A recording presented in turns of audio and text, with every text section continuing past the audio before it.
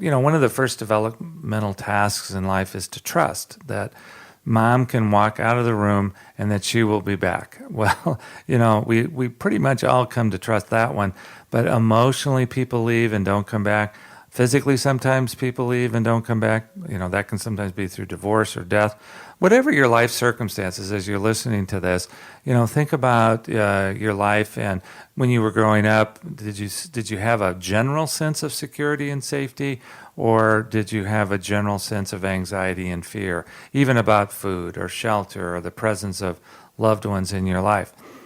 Then, when you get in touch with that, one of the questions to ask yourself is, even early on, how did you learn to cope with that? If you didn't have a sense of security, what are some of the things that you did to try to manipulate safety?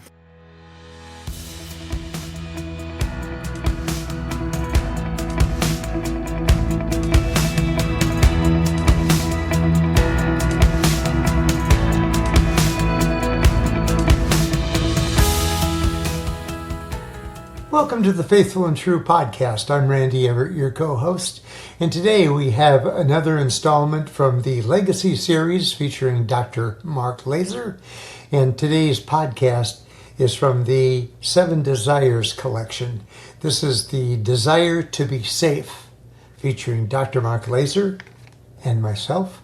Here now is the Desire to be Safe.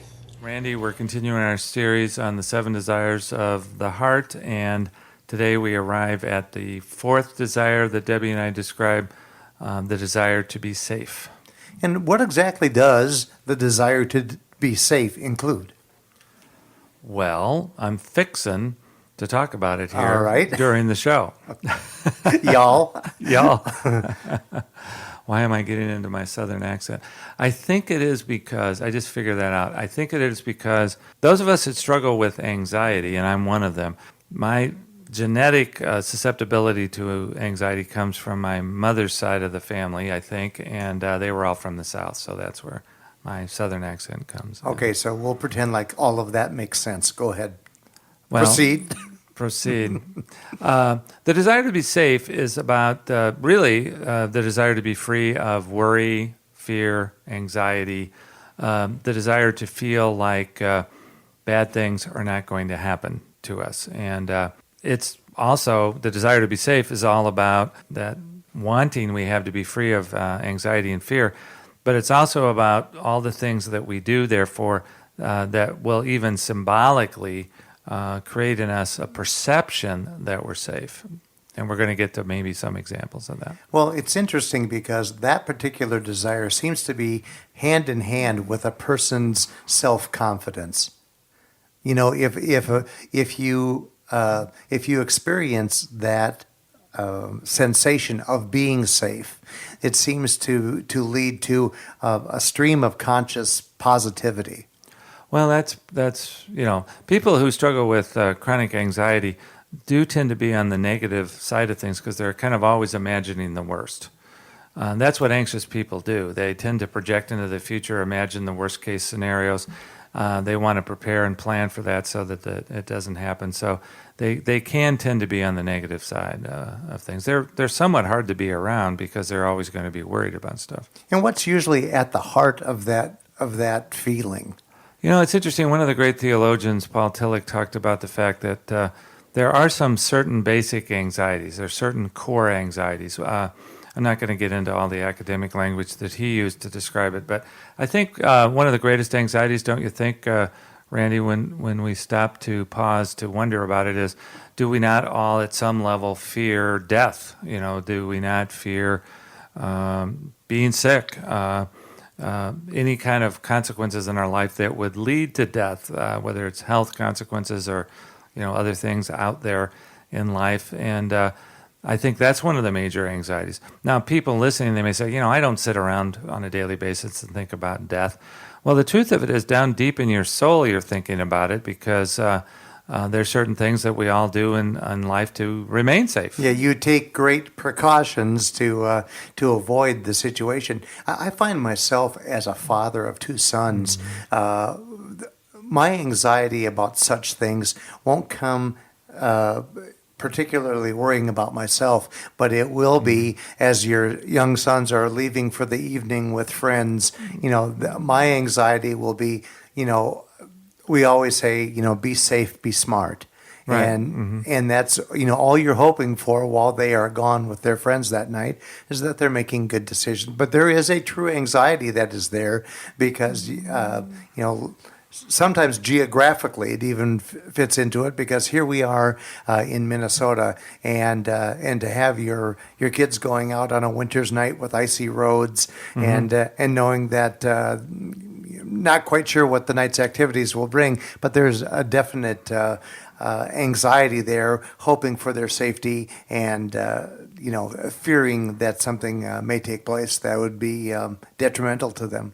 Well, I think some of that is instinctual. I think it's part of our genetic makeup to, as parents, protect the offspring, to reproduce the race and maintain the race. That's part of our survival instinct. I think there's also another, this guy, Paul Tillich, that I was talking about, another one of the anxieties that he talked about is the anxiety about being all alone. So if we're worried about maintaining relationships, if we're worried about other people leaving us and leaving us all alone, whether they die or just get rid of us somehow, there is an anxiety, I think, that all of us have about being all alone. It's actually one of the anxieties we're born with. When we come out of the chute and come out of this warm, protective, nurturing environment, then all of a sudden, I think one of the earliest anxieties we experience is that anxiety of being alone. I think we all have anxieties about ultimate meanings in life and so forth. I'm not going to get into all this systematic theological stuff, except to say that I think if our listeners would pause for a moment and just wonder to themselves, what are some of the classic things in their life that cause them the greatest amount of fear? And they notice that when they are approaching certain activities or certain events in life, it creates a great deal of anxiety. What is that anxiety all about? Well, down deep at the core, we all desire to, at some level, be safe. And what do you tell clients when you have identified the fact that they are struggling with such anxieties, and a lot of times not justifiably so? I mean, you see that they are worried about things that are totally out of their control. It's really a what-if scenario, and sometimes it's a real stretch when you finally identify the types of things that they are really shaking in their boots about. Well, I think ultimately, one of the things we're going to want to work with all of our people about is that the final solution to anxiety is a deep sense of surrender and surrender of control, and a faith in God that He is the one who protects us, even after death. There is something there to look forward to. So, the ultimate antidote to anxiety is spiritual faith and spiritual acts of surrender. There's no question about it. Now, try to tell a person who's having a panic attack that, and they may not quite get that at that moment. But that's a key point that you make there, because I have often thought, in times of trouble, in times of great concern, I have always wondered, how does someone deal with these stressful times without faith? Because, personally for myself, it is my faith in God that gets me through every single one of those times. I am able to calm my own self down by reminding myself that this is all in God's hand, that God has a plan. I truly believe that, and that He's in control, not myself. One of my favorite movies, we were talking about movies in this show. They provide great analogies for us. That's all right. Well, there's a movie that was made about the great Civil War General Stonewall Jackson called Gods and Generals. And there is a scene as that career of his develops during the Civil War, in which there is the first battle of what the Southerners would call Manassas and the Northerners would call Bull Run, the first battle of Bull Run, in which it looked like the Union forces were going to have their way with the Confederates, move on to Richmond and have a very quick conclusion to the Civil War, which we all know did not happen. What did happen was that at some point, Stonewall Jackson, with one of his Virginia brigades, stepped into a breach. Stonewall Jackson, sitting on his horse, was evidently the picture of calmness and serenity, and he was directing his troops to fill in the gaps, and they reversed the tide of the battle. Later on, one of the writers about this said, "There stood Jackson like a stone wall," and that's where he got his name, Stonewall Jackson. Well, in the movie, there's a scene in which his assistant or his adjutant is walking with him around the battlefield, and there's all this carnage and all these dead people lying around, and his assistant says to him, "General, how was it that in the middle of this battle, with bullets literally whizzing around your head, you were able to remain perfectly calm?" And he looks at the guy and he says, "Well, I consider in my faith that God has appointed the day of my death. And whatever happened today or whatever happens tomorrow, I have absolutely no control over that. So that if I just allow myself to trust the fact that God's in control of my life, then I can be brave." And he said, if every soldier felt this way, every soldier would be equally brave. And I've always liked that. It's like if we do consider the fact that God's in control, not us, it does tend to have an effect on helping us with our sense of anxiety. For those of us that grew up in some level of chaos, by chaos I mean, families where, there wasn't that much order, there wasn't that much discipline, even to the point of, the physical surroundings being kind of chaotic and all of that kind of thing. We grew up with some level of physical abuse, sexual abuse, emotional abuse, alcoholism, drug dependency, addictions of all sorts. We grew up with a kind of a sense of lack of safety. There are families that grew up that didn't have an assurance that they, would have things to eat or where they were going to live. I mean, so many stories right now of the people that have come here for help are flashing through my brain about, how families can be very chaotic that way. I think the brain actually has a way of developing that part of the brain that controls anxiety. If we grow up in relative security, I think it has a positive number on that part of the brain. If we grow up in relative chaos, it has a damaging effect on that part of the brain. And I think given the fact that one of the greatest anxieties is the anxiety of being all alone, depending on how those people who cared for us and loved us, brought us up to be reliable. In fact, one of the first developmental tasks in life is to trust that mom can walk out of the room and that she will be back. Well, we pretty much all come to trust that one, but emotionally people leave and don't come back. Physically, sometimes people leave and don't come back. That can sometimes be through divorce or death. Whatever your life circumstances, as you're listening to this, think about your life. And when you were growing up, did you have a general sense of security and safety, or did you have a general sense of anxiety and fear, even about food or shelter or the presence of loved ones in your life? Then, when you get in touch with that, one of the questions to ask yourself is, even early on, how did you learn to cope with that? If you didn't have a sense of security, what are some of the things that you did to try to manipulate safety? That's exactly what I was about to ask you. When you're counseling an individual who is dealing with a shopping list of anxieties, where do you begin to encourage them to experience safety? Well, again, we talked about the spiritual part of this earlier on, did we not, in this show? And that, it's obviously an act of spiritual surrender. I don't know. I like having fun with this one. I like pointing out to people some of the crazy things that we all do to try to order the universe, try to control the universe. A lot of the wives around here have talked about the fact that I cannot control my husband, but I can control dirt. So they think. By that, they become very good at cleaning or, keeping the house in order.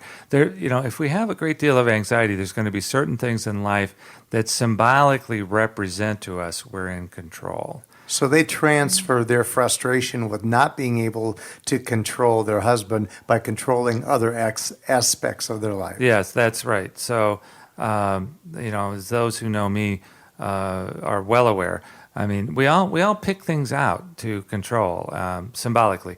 For me, it's grass in the summertime, leaves in the fall, and snow in the winter. I mean, it's quite convenient that if your grass is mowed, things seem right with the world. If the leaves are raked, things seem right with the world. If the snow is shoveled, things seem right with the world.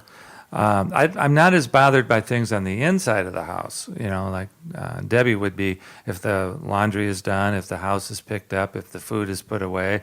That would be more symbolic to her that things are well under control. So between the two of you, you really have it all.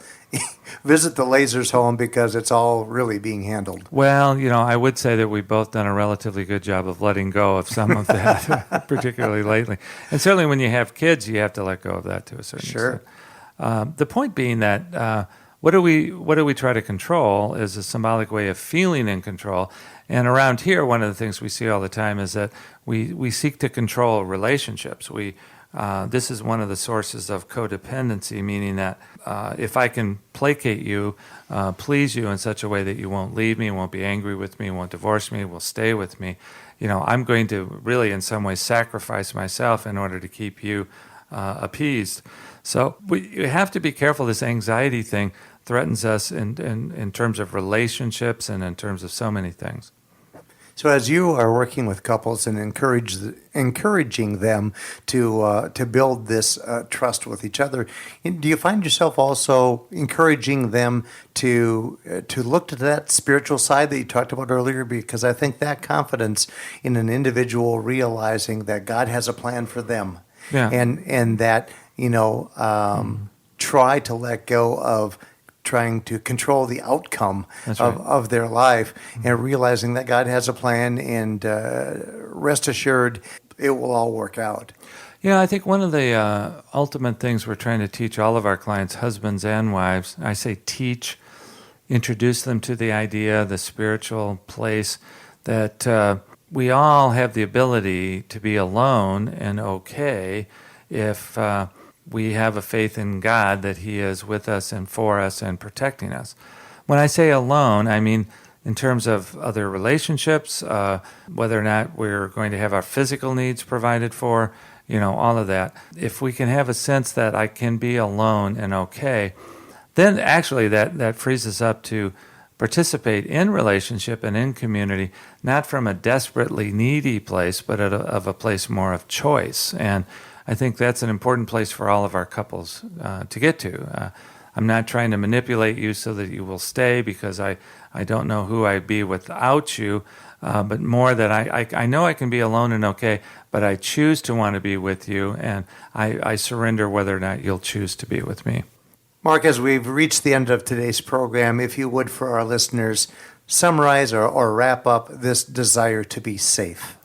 Well, the desire to be safe is inherent down deep in all of our hearts. I think, like with all of the desires that we talk about, God has put them in our soul to, in a way, teach us and draw us toward Him, because He is the source, ultimately, of all of our desires. And certainly with safety, God wants us to know that He is the one that has a plan for our life and keeps us safe. I think, strangely enough, one of the antidotes to anxiety is humor, by the way. And so have a conversation, with each other, those of you that are listening, about what are some of the humorous things you do to try to control your universe symbolically. Well, I'm even laughing thinking about some of mine. I think when you take a look at some of the crazy things that we do to control our lives, I think that there is a lot of humor within those walls. Thank you for joining us today on the Faithful and True podcast. We hope that you have enjoyed this presentation, and we hope that the information has been beneficial to you. We'd also like to invite you to visit our website, faithfulandtrue.com, where you'll find lots of helpful information and other connections that would bring you to a number of our other podcasts that you will enjoy. In the meantime, we hope that the coming week for you will be a week that's filled with many blessings and with great vision.